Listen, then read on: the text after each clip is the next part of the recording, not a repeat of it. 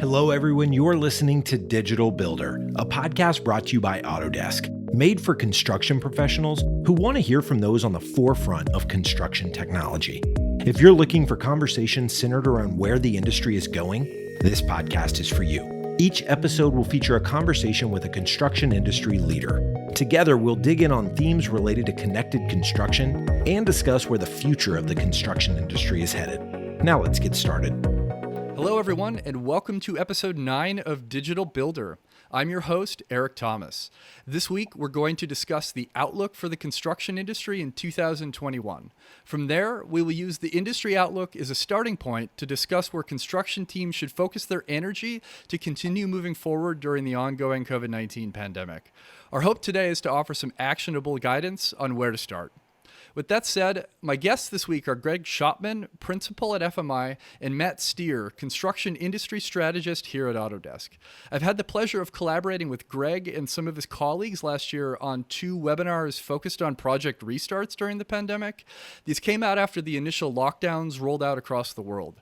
And Matt is an instrumental part of Autodesk's global strategy and always offers our team great insight as we decide how to best support our customers and the construction industry as a whole. Thanks for joining me on the show, guys. I'd like to start by learning more about your roles and how both of you ended up in the construction industry. Gregg, can we start with you?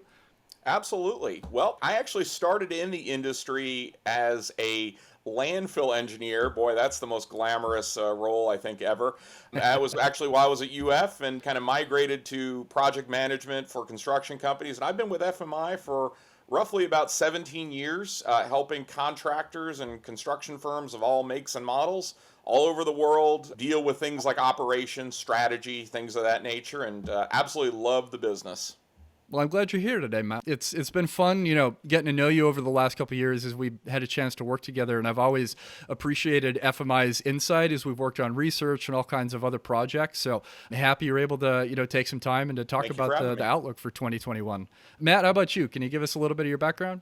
Yeah, thanks, Eric. It's good to be here today, too. So my background actually started, my dad was a contractor, and so I would go out with him to a lot of job sites, and I really loved the industry as a little kid. And then as I grew older, I decided to go to design school and get some degrees in architecture to actually come back to the construction industry and help on the technology side and the communication side. So I've been in the industry for just over 18 years doing technology for construction. And here at Autodesk, what I do is I work on the strategy side for Autodesk Construction Solutions. And so, we try to find out what the industry is actually asking for, what we should look forward to. What are the technologies we should bring forward through our product teams to support the industry? And it's really exciting. It's a really fun place to work and really fun industry to be in. I agree wholeheartedly, Matt. And I always appreciate your insight when we're collaborating. You've really got a great sense of what the customers are up to, what the industry is looking for. So thanks for joining me on the show here. As I mentioned earlier, the first segment of today's show, we're going to be discussing the current outlook for the construction industry, followed by a discussion on what people in the industry need to do to prepare for the coming year. We're all well aware of the impacts of the pandemic in construction, but today I'd really like to focus on the future. And since vaccine distribution has been increasing exponentially and lots of stalled projects are going back out to bid, this feels like an important time to discuss the road ahead. And the catalyst for this discussion was the release of a new report from Autodesk centered on the construction industry's outlook for 2021. So, Matt, from your perspective as an industry strategist here at Autodesk, can you share the key takeaways from the Construction Outlook report? Yeah, absolutely. So in this report, it's really interesting to see that we're moving into a new phase of construction. In the last year, obviously during the pandemic, some of the construction actually slowed down for a bit of time, but it's accelerating now. We know that from huge increases in bidding activity from November to January, the projects are actually starting up again. And that'll bring opportunities and challenges for all businesses in the next few months. And so we're going to talk about how we should be prepared for that. Well, thanks, Matt. And Gregg, I'd love it if you could share what you're hearing from FMI's customers about this upcoming year as it relates to outcomes and all of these projects that seem to be coming back to life or going back out for bid. Yeah, it's very fascinating, largely because, and I was actually with a group of contractors last week on a peer group that I lead. And what was fascinating about this conversation, we talked about, the pandemic, the fascinating election, additionally, civil strife and all of the other wonderful challenges that 2020 brought us.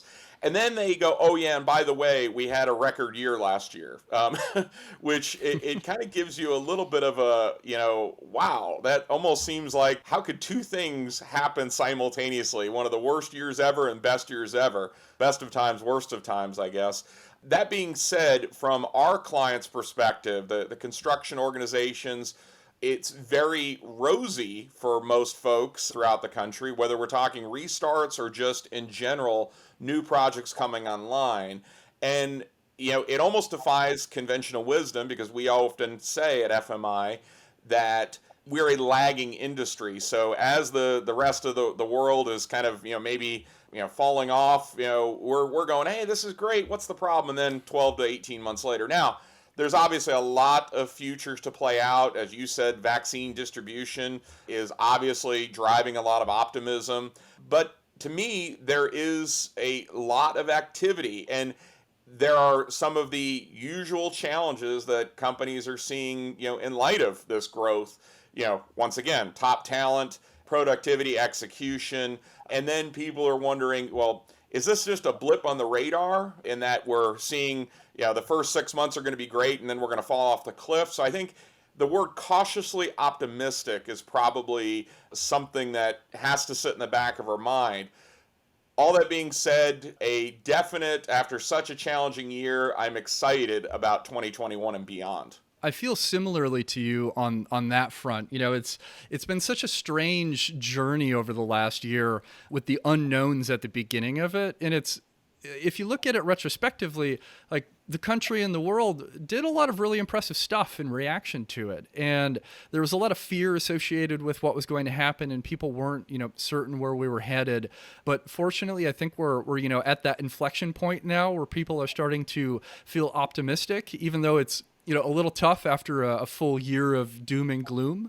So I'm excited to, get into, what the outcomes report actually unpacked, and then also have an opportunity to really discuss, what the contractors and our listeners should be doing moving forward. I think there's a lot of stuff that needs to happen. And I remember the last time you and I had a similar conversation about a year ago, like most of the companies, when we talked about the last recession, when we asked them, okay, what would you have done differently?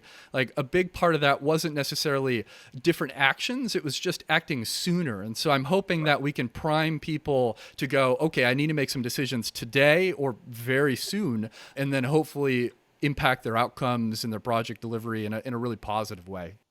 Eric, I was going to say too, it's really interesting to look at the people of the industry, right? So historically, people in construction, their job is to figure out how to build something from some plans or from a model or something like that. And so they figure it out, right? They build stuff. And so in this pandemic, I'm surprised at how much work we have, but I'm not surprised that the people are figuring it out and saying, we're going to continue to build and we'll figure this out. It doesn't matter what roadblocks we have. You make a great point there too, because unless you're doing the same project over and over and over again, you've got so many different circumstances and change conditions from every project. So, contractors are just primed to be responsive to surprises. So it definitely tracks that they did well once everybody had a chance to step back and go, okay, like what's going on? What do we do to, make sure our teams are safe and our customers and clients are safe? And then once they had a good sense of that, it was just the rocket ship took off. So to that end, I just wanted to say you're absolutely right. When we talk about our industry being what I call the fixer industry, we see a problem, we fix it. And in fact, most of our clients collectively in the construction industry are better when almost, I don't want to say when our back's up against the wall, but we had a problem. We had to look at, the roles, responsibilities, crew productivity, things like that differently. And we rose to that challenge, and we're doing a lot of things virtually, and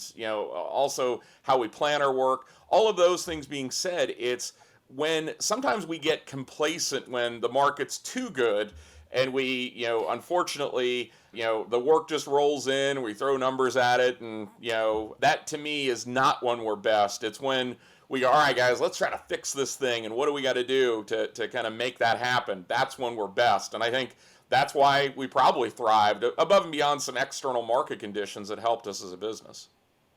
Yeah, we're definitely not wasting a good crisis as far as finding some opportunity to innovate and digitize and all those things that we all talk about every day as we try to get the industry moving forward. So, the report largely focuses on bidding data in Autodesk's Building Connected platform, and of course that's a pre-construction focused platform. So I'd like to step back and talk hypothetically for a minute. And imagine you're a VP of pre-construction at a mid-market sized general contractor. What would you do with this new information in the Outlook report? And then what's actually actionable for them today? And Matt, how about you take this one? I'd like to hear your take. Sure. Yeah. As a VP of construction or pre-construction, I would be really scared and excited, I think, because there's so much work that's actually coming. But there's 4 things that we actually point out in this report.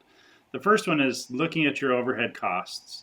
And can you take the shortage in construction, the labor shortage, and also you have a shortage in technologists too in the construction industry. Can you use technology to support that increase of work that you're actually going to have? So that's the first thing. The second one is to look at the burden of restarts. Defaults actually happen mostly when construction slows down and then it actually increases in activity. And so we see that there's been, activity has doubled from March of last year to January of this year. And so it's putting a ton of stress on these construction groups.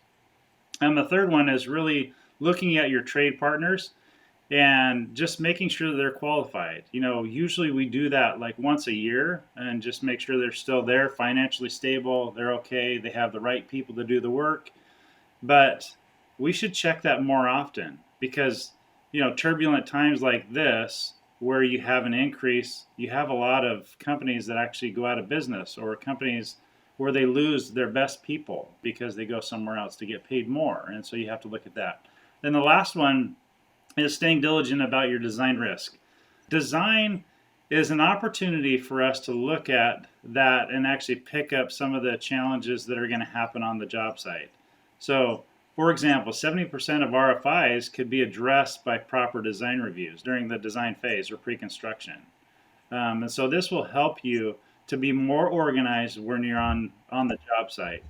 So those are the 4 things that I would actually point out. Gregg, if you were, wearing your VP of Pre-Con hat, do you have any thoughts on, where you would be focused or, concerned about or excited about? I think, all the points from the report are spot on. I think one of the things when I see the discussion about overhead, and just about every one of my clients thinks, man, we have way too much overhead. And when we do the analysis, they're actually probably running lean.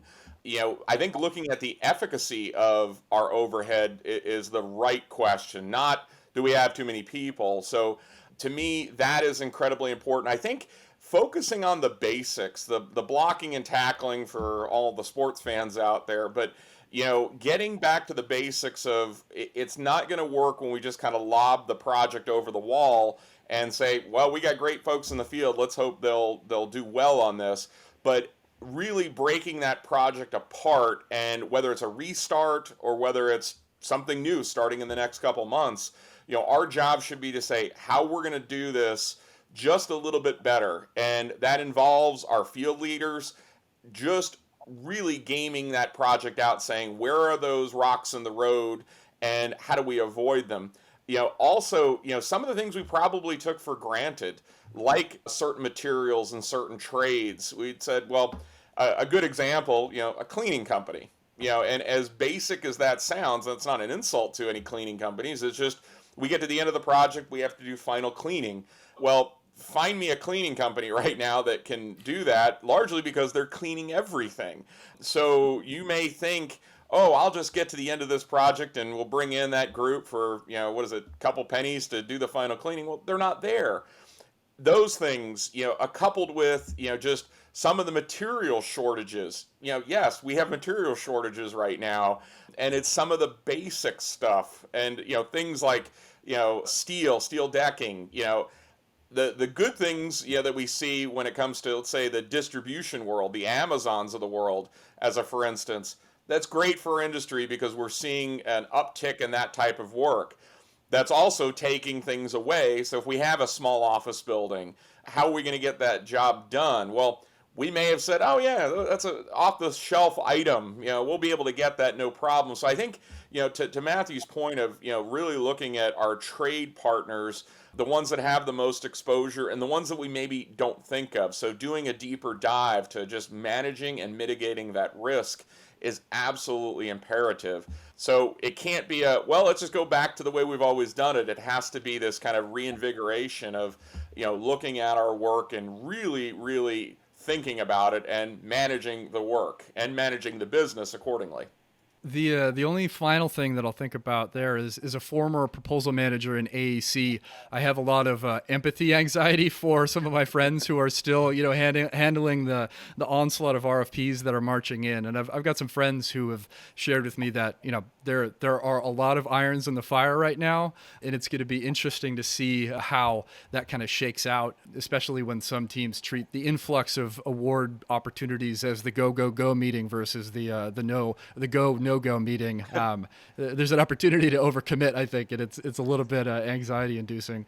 Oh, absolutely. Yeah. If it all breaks at one time, and what happens if your proposal in that, let's say, scope or proposal letter you had in there, we anticipate it taking 4 weeks to get steel, and it's now taking 4 months to get steel, or there's an acceleration clause or an escalation in the pricing. You could find yourself behind the curve pretty quickly if everything breaks simultaneously. So it's almost like the work that we do get is causing us some of the deeper anxiety than the work that we're not getting. So just some things to keep in the back of your mind. Oh, absolutely. And I know most owners or, construction company owners are reluctant to turn down work, especially from clients that they have a good relationship with. So it's a really challenging balance as far as, strategically choosing what projects you do chase versus wanting to make sure your pipeline is, sufficiently full.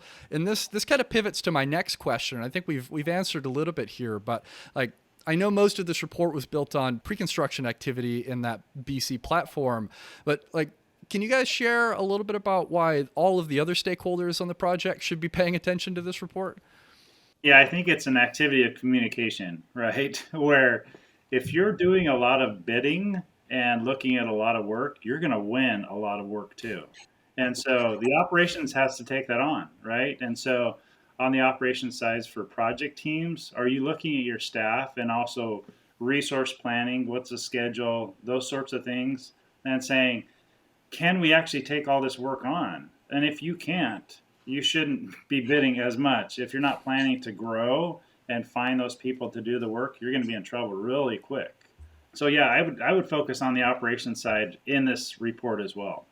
So based on all of the people that you both have been speaking to across the industry, and the fact that there was such a large spike in bidding activity in January in particular, does it seem like people were expecting this, or has this been kind of a surprise for most of the stakeholders you're familiar with? I'll say it was probably a little bit of a surprise. If anything, as we said, or I said a little bit earlier, we tell folks, that we're a lagging industry. So people are expecting, as we burn through the backlog, to maybe have a little bit more leaner times. But in reality, post-election, post-pandemic, there is a lot of, I would say just unforeseen success and windfalls. The other part of this too, to Matthew's point, particularly on anything we're getting, we're now going to have to staff appropriately. And finding folks is not that easy either. We've been wrestling with, for at least the last 40 or 50 years, a crisis in the labor arena. And that's from all facets of not only tradespeople, but also from project managers, superintendents, estimators. So now we land all this work. are we going to default to desperation and just find people that can fog a mirror to staff it appropriately? And that's a dangerous proposition as well. We talked about risk a little bit earlier. Now we're running the risk of putting unproven entities or free agents that don't know our culture, that don't know our process, but we don't have any other choices. Or are we going to run the risk of burning people out because we're not sure if the market's going to stick around this way for the next 6 to 12 months? So let's just be smart about controlling our overhead cost. The point of this, and I think another strategic initiative is that talent development, not just training people, but everything all inclusive, from what is your brand in the marketplace from a hiring perspective, screening, onboarding, development, all of those things. Let's not just take a PM and a great woman or man that's in the business and we just throw them out the job site and say, hey, good luck, I hope everything works out for you. That's probably not a healthy way of running a business, running a project, or mitigating risk. But to answer your question, Eric, I think it was a little bit surprising, but we'll say a delightful surprise. Yeah, I was going to say from my perspective too, yeah, it was surprising. And we'll even talk a little bit more about what companies can do, I think, further in this episode. But one of the things in talking to some of our customers, trying to get that talent really out of school to come into the construction industry is still a challenge, right? And even in the pandemic, it's still a challenge. And it'll be interesting to see if it's even harder now, because from the perspective of a student saying, I can't even go onto a job site, right? Because I have to be, have my mask and be socially distanced. And so it's going to be less people that are actually building. And it's actually the opposite. There will be more people that will need to come into the industry. So how can we tell, especially young people, that your construction company or your subcontracting company is a technology company that builds things, right? So come to my company and help me to figure out how to solve problems through technology while we build something. So I love that sentiment, because there's definitely a perception problem in construction, as far as, and I say this on every episode, I think, at this point, so apologies to our listeners for hearing me say it again, but we struggle with a perception problem because a lot of people aren't aware of the breadth of technology that impacts every construction project. It's so pervasive and exciting, and there's a lot of really cool stuff. Like, if you like robots, come out into construction. Robots are everywhere at this point. Drones, all sorts of stuff. Even just stepping outside of the complex, software side of that technology. So, Matt, I think you've kind of put a great line in the sand here where we can pivot into segment 2 of our conversation, talking about that. What action can our listeners and everybody across the industry really take based on this report that we've released and the understanding of what the economic looks like over the course of the next year. And so now that we've got that understanding of the outlook, I'd really like to discuss, what those actionable steps that construction stakeholders need to be taking to be successful in 2021.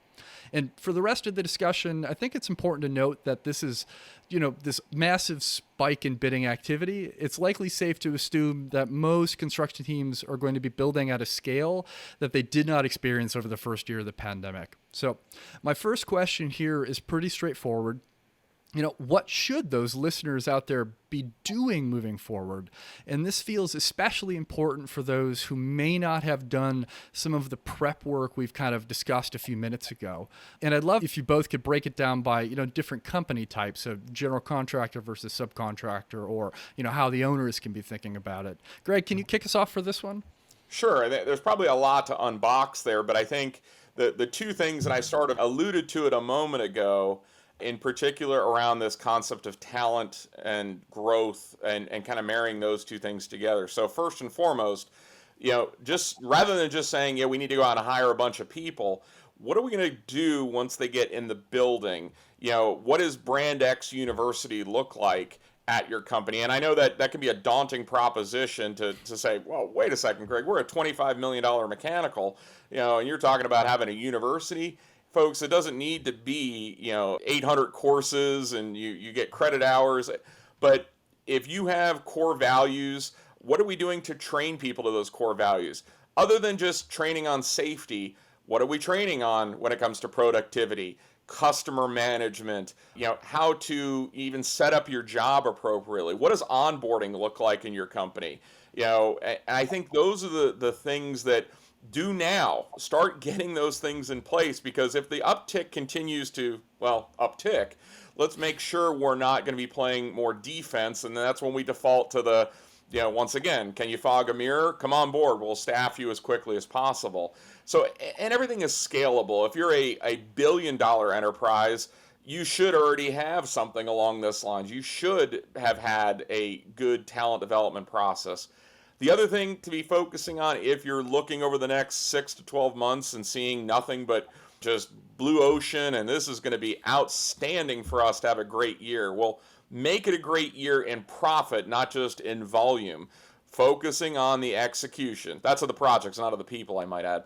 So making sure that you have that proper playbook that you're utilizing, not just to check the boxes and go, yep, we did pre-job planning. Look at this. I got a checklist complete. But judge based on the level of collaboration, interaction, risk mitigation, and do our people really know what the plan is? Those are the two things that, really, regardless of the market, regardless of post-pandemic, you should be thinking about, almost as part of your just daily list of things to do as a leader. And then finally, making sure that you're focusing on the business and not just simply working in the business. I see too often presidents and VPs kind of managing down a level, and then PMs are playing the role of super, and super's playing the role of foreman, and foreman's playing the role of operator. We have to kind of get back to, let's manage from the right role on the ship, not managing down in the engine room if I'm the captain. So yeah, that's great, Greg. One of the things that I was going to point out as well is it's never too late, right?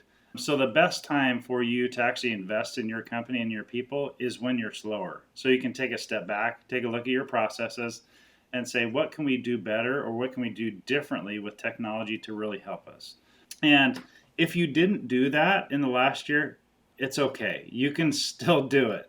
It might be a little bit more challenging because you're pulling in all these bids and these new projects, but it's really important that you take a look at the essential activities, right? So what are the essential activities that have to happen on a job site? That's number one. And then you say, what are the essential activities that have to happen to support the job site that don't have to be on the job site? And you look at those.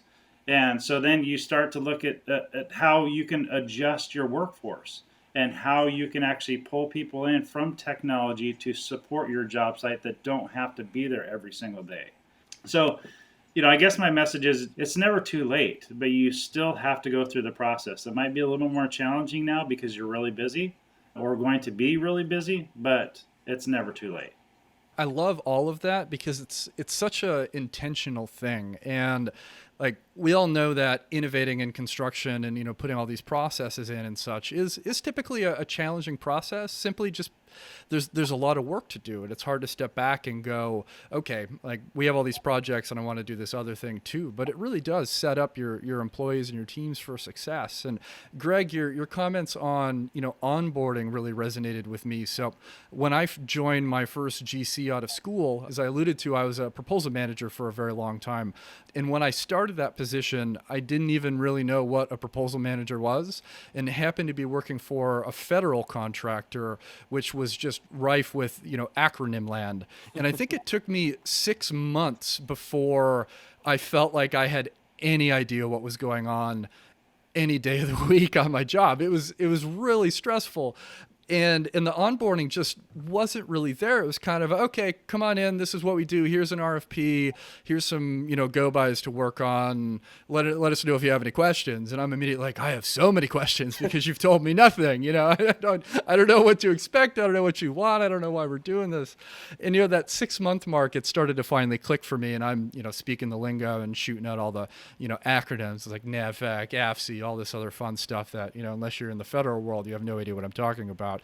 But I've also seen the other side of the fence where the onboarding was much more intentional, both in explaining that company culture and then also just kind of giving people an insight about what their expectations for their position were and how they were, going to be collaborating with their peers, and having that ongoing, university style learning, even if it's not, like you said, credits or whatever. Like, you don't have to get complicated with it. You just got to set up the program.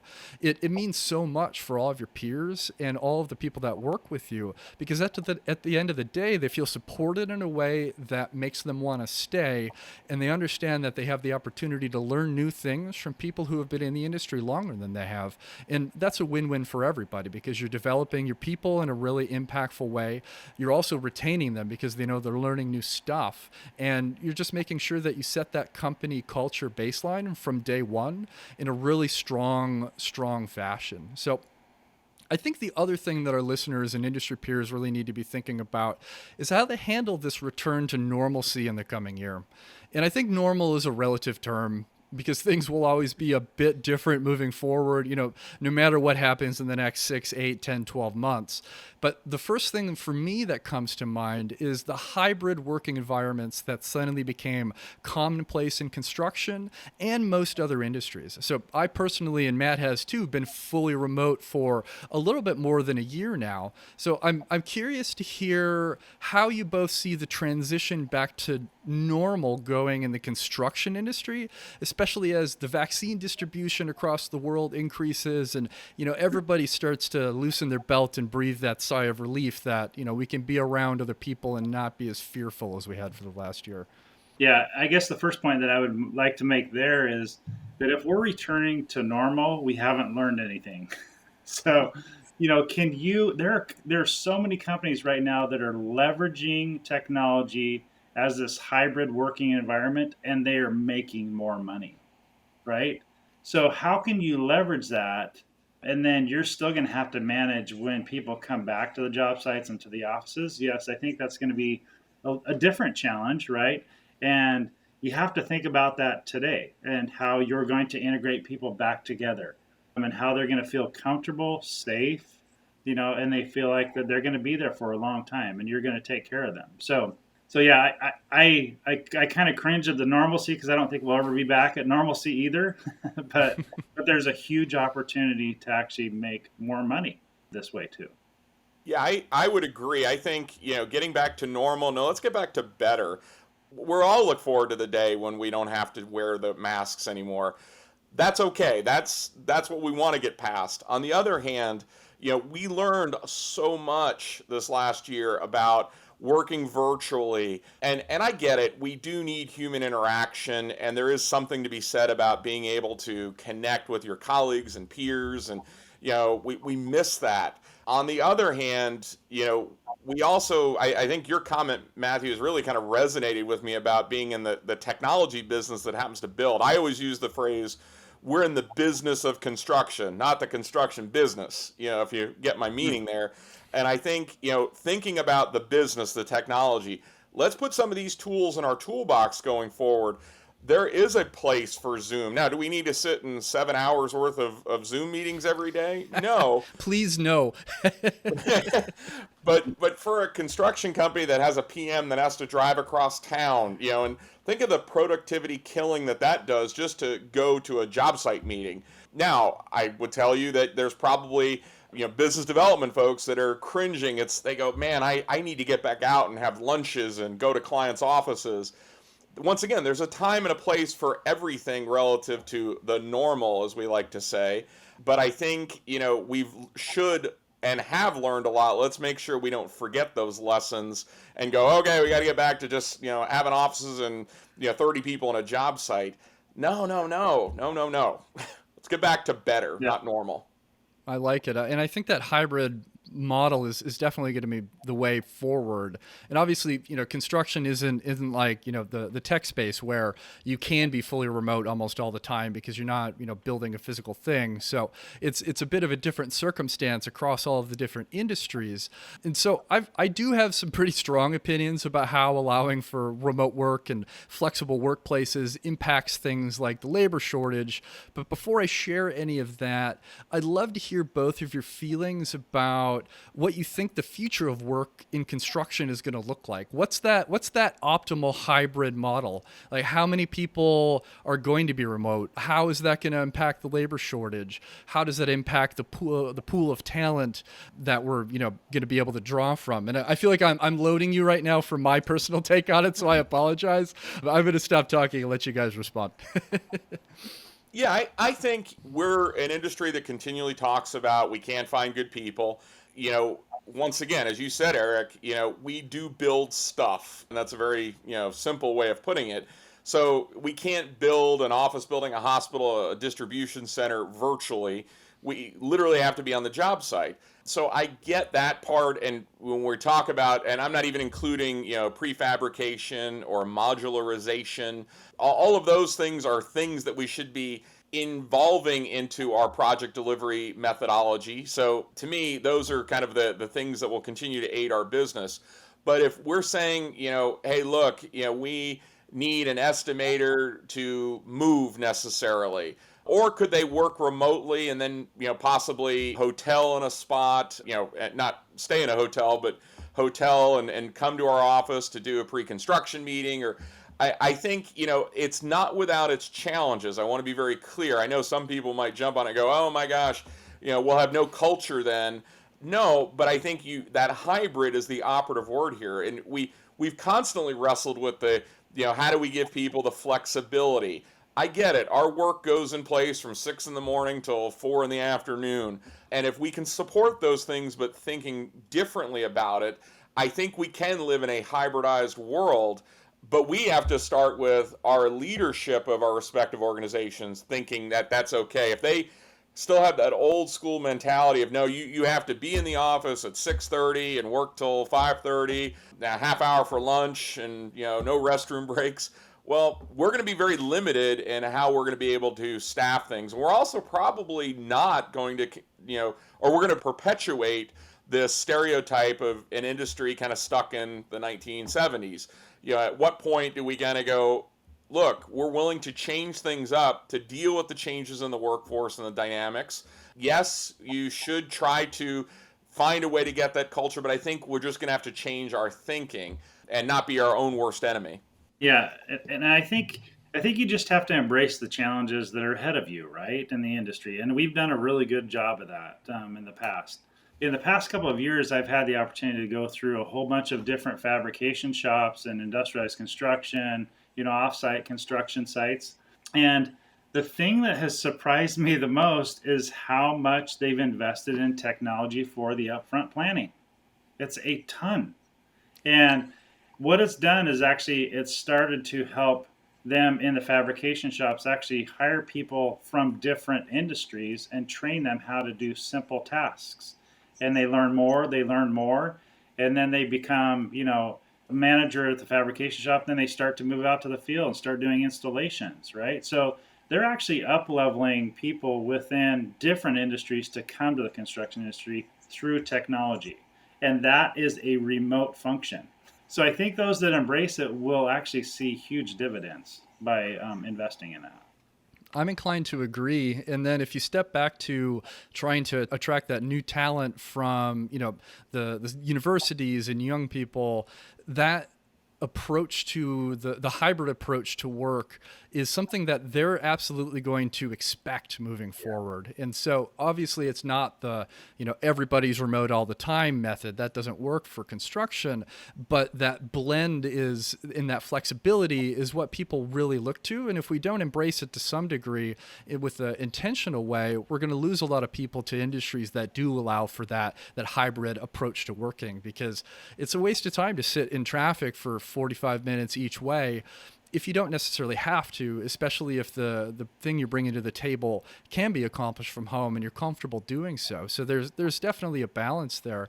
But I also think it approaches, a diversity conversation too. So you really have access to such a wider talent pool than you would have otherwise if you do open up those positions that have flexibility for remote work out to that, that kind of opportunity.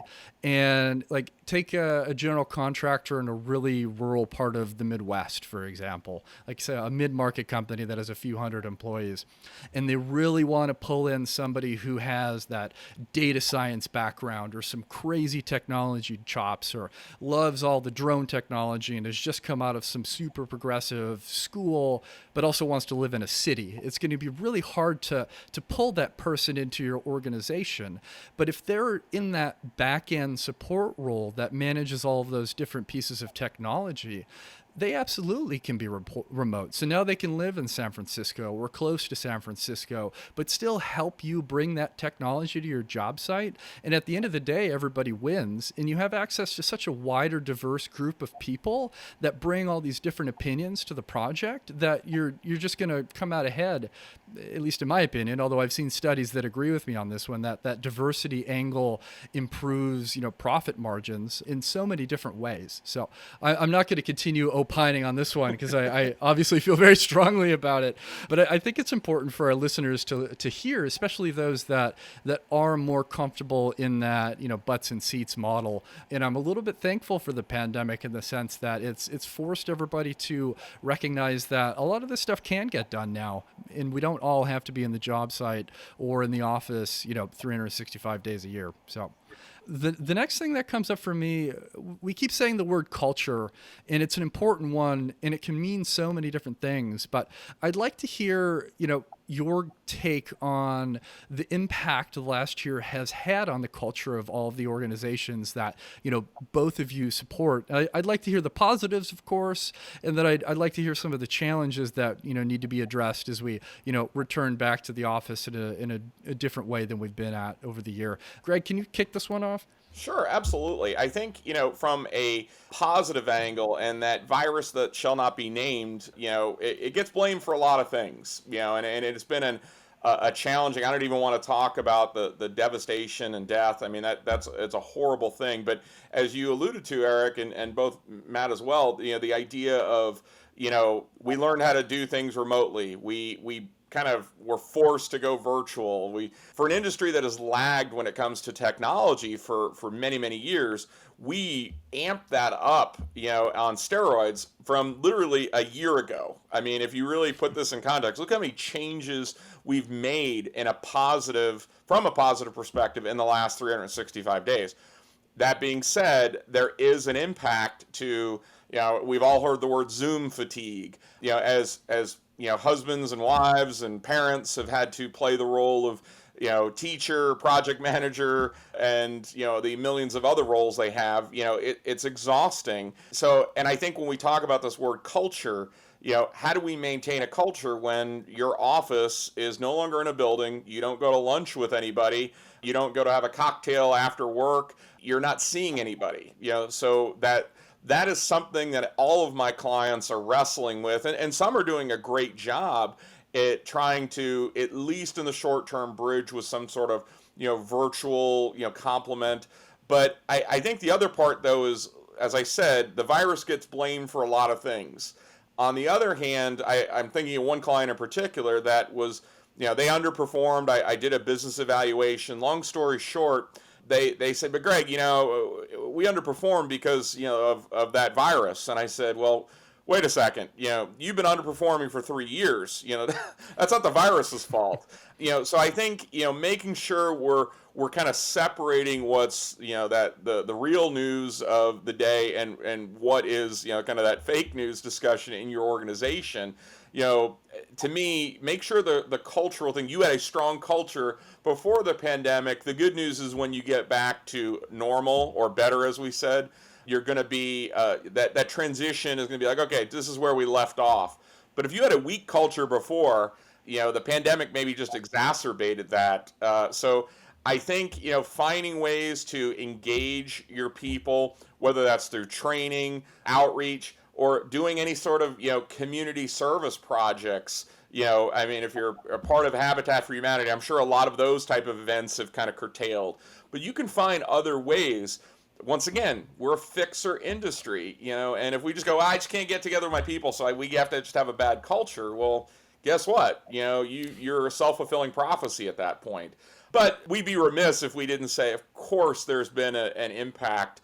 And part of that balancing act going forward is, all right, we're going to do, 3/4 time in the office and, 25% remotely, whatever the combination. And we're going to be very diligent about when you're in the office, this is, what we're going to give to you. Not giving in the sense of, benefits, but that social interaction. Those to me are things that, are probably, we'll call it outfalls of the pandemic in 2020. Yeah, and I was going to just amplify what Gregg just said about investment in technology. That's increased substantially this last year. And then pointing to the people, the other positive thing that I wanted to point out as well is we are from an industry that we're saying we're going to figure this out, right? We're not quitting. We're going to figure out how to get around this and how to work in this environment, and we've done it, right? And so we've been successful over the last year.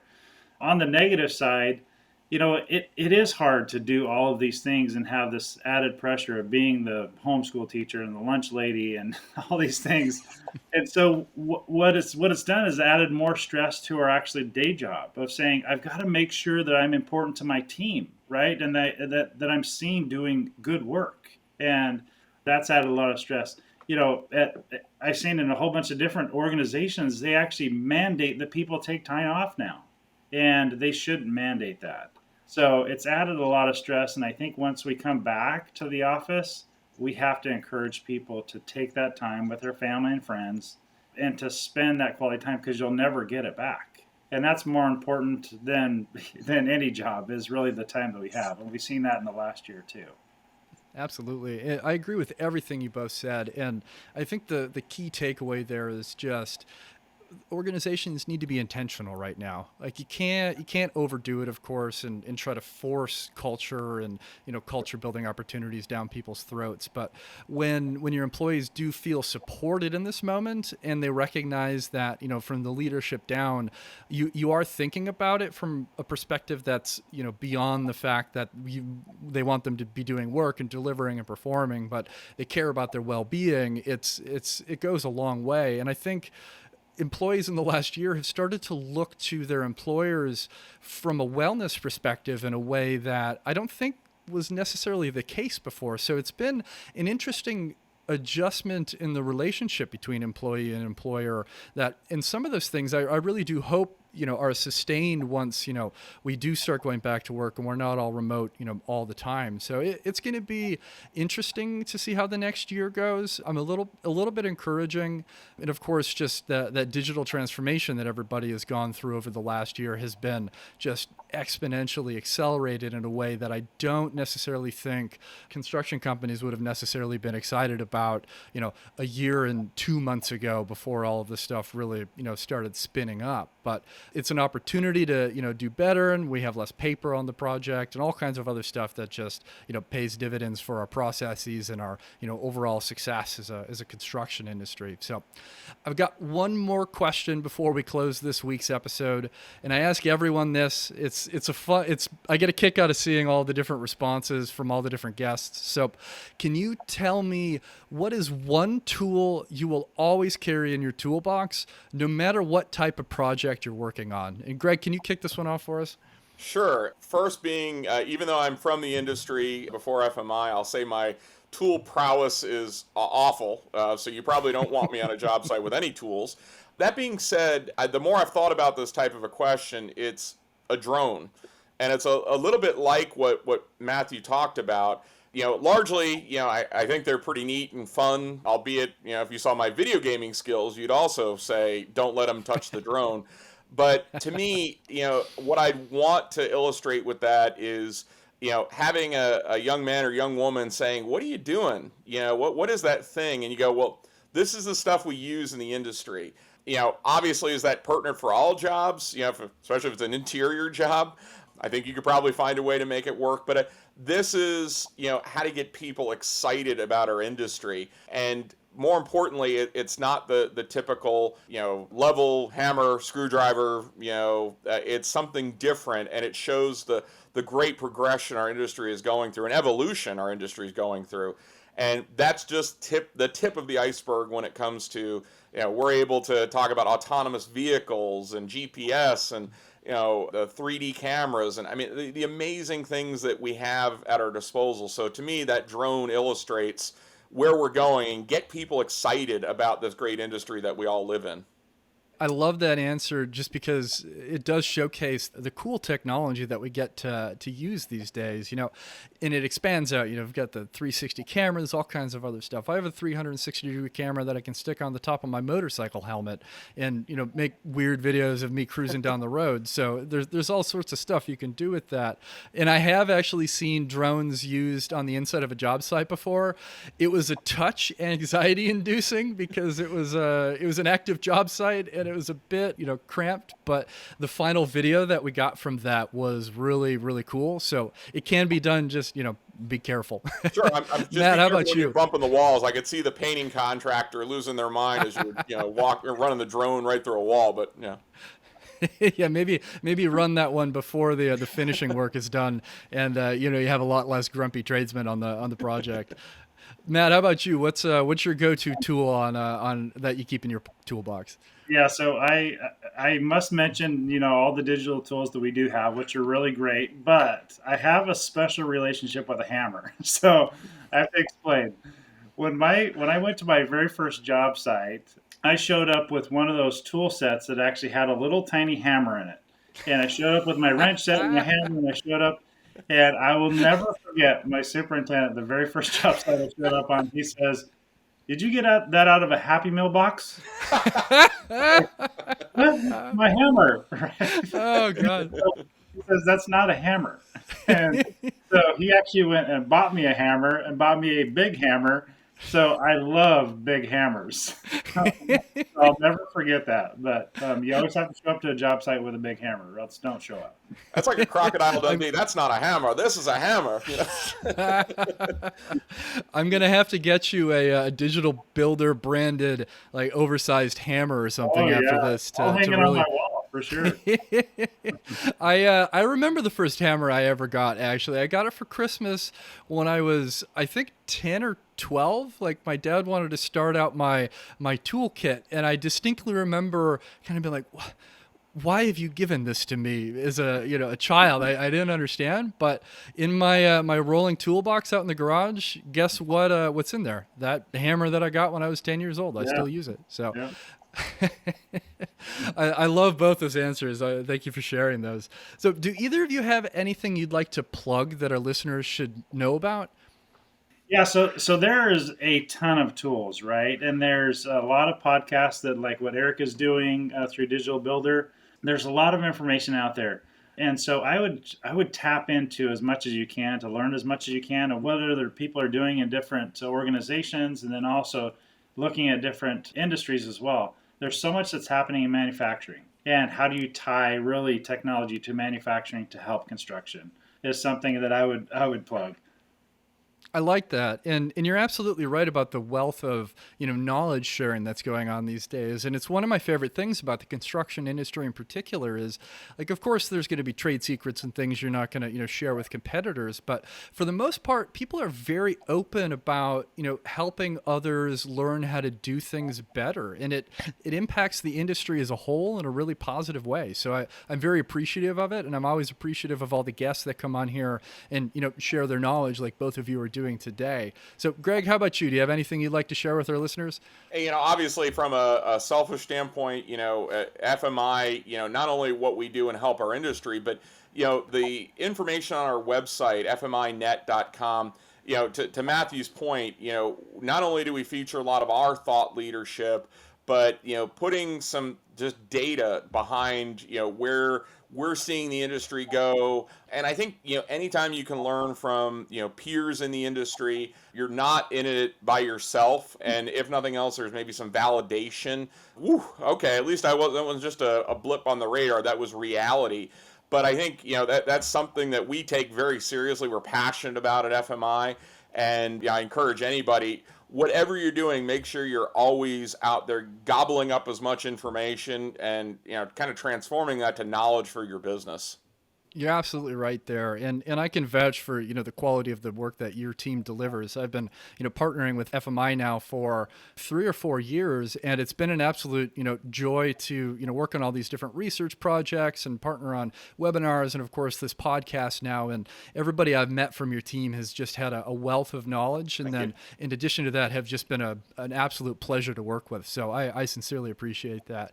And I do have 2 things to plug today. Most of our listeners know I usually just roll by and close out the show. But first, of course, you can find the URL for the outcomes report in the show notes of this episode. So if you want to read all of that insight and get really down into the data and the nitty-gritty about what we found, you can do that from that URL. And then the second thing that I'm a bit excited about is yesterday, actually, we launched the homepage for the Digital Builder podcast. So if you go to construction.autodesk.com/podcast, you can find all of our past shows, some opportunities to subscribe to our newsletter. You can submit guest and show ideas.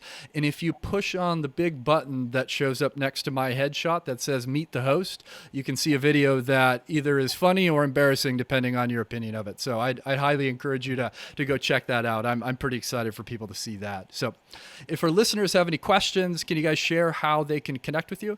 Yeah, on LinkedIn is probably the best way to connect with me. Yeah, LinkedIn as well. Gregg Schoppman. You just hopefully my name's come across the screen, or just go to our website fminet.com. Like I said, even if you just want to talk shop, love to hear from you and just hear how the world is going from your end. All right. Well, thanks for taking the time to join us on this episode of Digital Builder.